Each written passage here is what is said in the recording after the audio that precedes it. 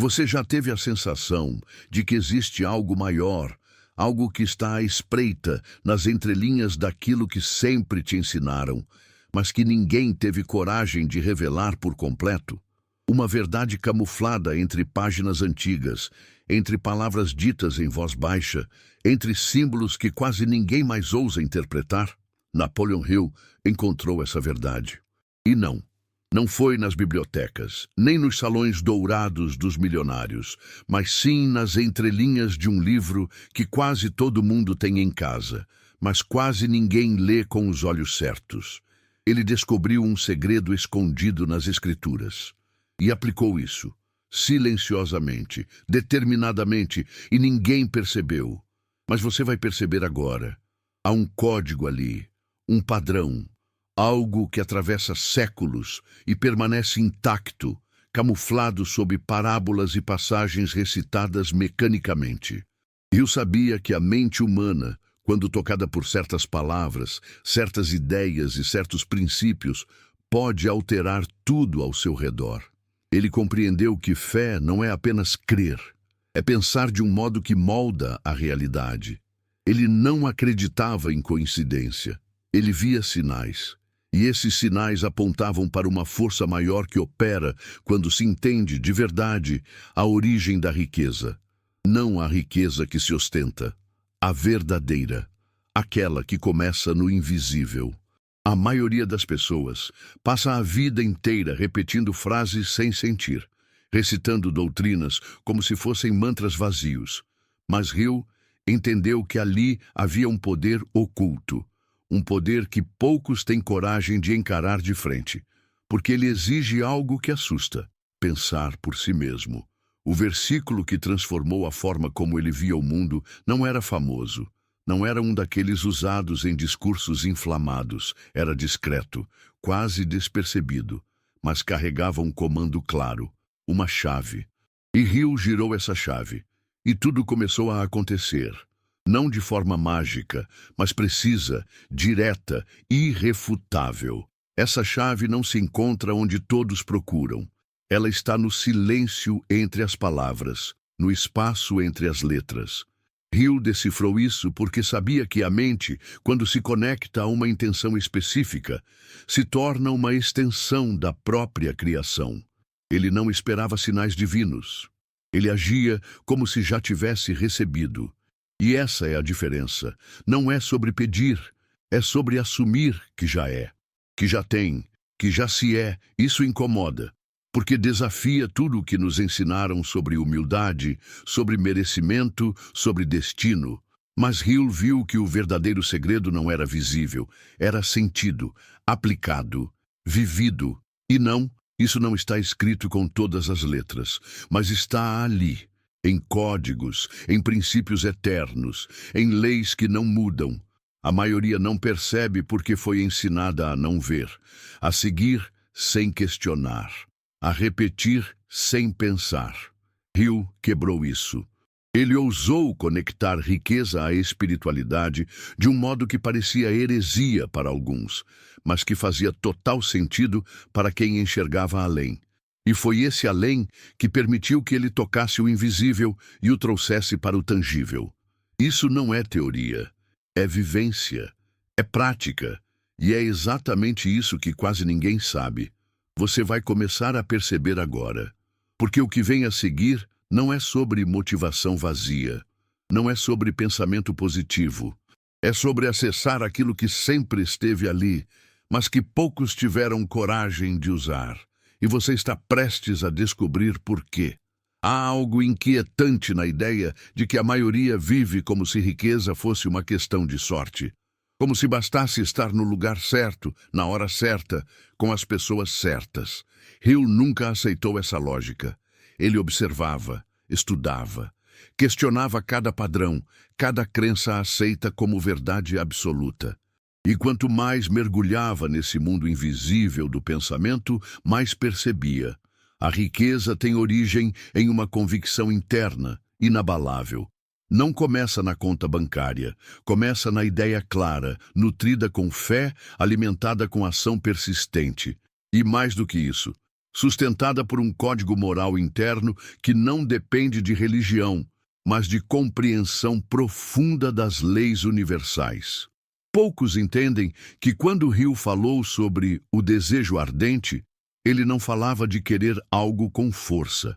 Ele falava de tornar o desejo maior do que o medo, maior do que a dúvida, maior do que a opinião dos outros. Isso não se ensina na escola.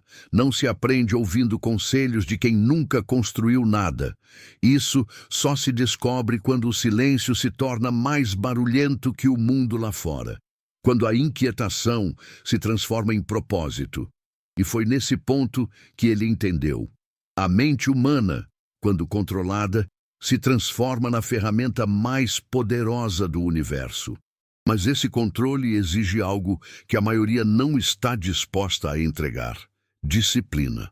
Napoleon Hill jamais escreveu uma única linha que não tivesse sido vivida. Cada princípio do pense e enriqueça foi retirado de observações reais, de homens que dominaram seus impulsos, dominaram seus pensamentos e se tornaram gigantes. Mas o que quase ninguém nota é que por trás de todos eles havia uma força silenciosa agindo. Hill chamava essa força de inteligência infinita. Outros chamam de Deus. O nome pouco importa. O que importa é que essa força responde, reage e atua com precisão matemática quando acionada corretamente. Não por meio de orações vazias, mas por meio de pensamentos alinhados com um propósito definido e sustentados com fé inquebrantável. Essa inteligência infinita não responde a dúvidas, não se move por indecisão. Ela exige clareza, exige foco. E, principalmente, exige que você se torne o tipo de pessoa que já possui aquilo que deseja. Isso choca. Porque muitos querem receber antes de se transformarem. Querem colher sem plantar. Mas Hill sabia que o universo não funciona assim. Existe uma ordem, uma sequência invisível de causa e efeito.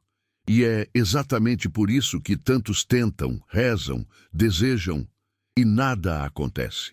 Porque não compreenderam que o verdadeiro milagre não é o que acontece fora, é o que se constrói dentro, lentamente, diariamente, silenciosamente.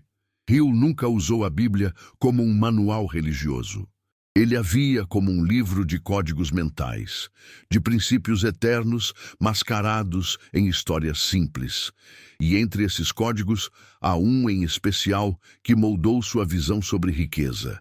A fé é a certeza das coisas que se esperam e a prova das coisas que não se veem. Ele não interpretava isso como um convite à esperança. Ele lia isso como uma instrução mental. Ter fé para Hill era agir como se a realidade já estivesse moldada. Não é sobre esperar que algo aconteça. É sobre assumir que já aconteceu no plano invisível e então forçar a realidade a se ajustar. E é aqui que quase todos erram, porque duvidam no silêncio. A dúvida para Hill era um veneno, um vírus mental que paralisa, enfraquece, destrói sonhos antes mesmo de serem construídos. E ele via isso nos olhos das pessoas comuns, o brilho apagado, as palavras cheias de si, talvez, um dia. Ele entendia que essas palavras não são inofensivas, são programações. São códigos instalados por repetição, por medo herdado, por limitações aceitas sem resistência. Por isso ele insistia. Você se torna aquilo que pensa, repetidamente. O pensamento dominante é o que molda o mundo à sua volta. Não é filosofia, é mecânica da mente. E é por isso que tão poucos conseguem romper a camada da sobrevivência para acessar a abundância. O que ninguém te contou é que Hill passou por anos de fracassos antes de compreender a estrutura oculta do sucesso. Ele não romantizou o sofrimento, ele o estudou, quis entender por que alguns caem e permanecem caídos, enquanto outros, mesmo diante da dor extrema, se reerguem e prosperam. A resposta estava na forma como eles pensavam, mesmo sob pressão. A maioria se rende ao medo, alguns poucos o usam como combustível, E entre esses poucos, Hill percebeu um padrão mental: a recusa em aceitar a derrota como realidade. Para eles, o fracasso era apenas informação, um dado a ser ajustado, não um destino. E esse padrão não nasce por acaso, ele é construído com esforço, com disciplina, com uma espécie de rebeldia mental contra tudo o que foi imposto como limite.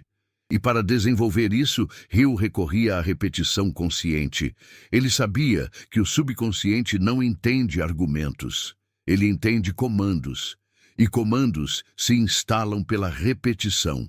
Por isso, todo homem que pensa consistentemente naquilo que quer, e apenas naquilo, acaba ativando forças invisíveis que moldam o externo conforme o interno.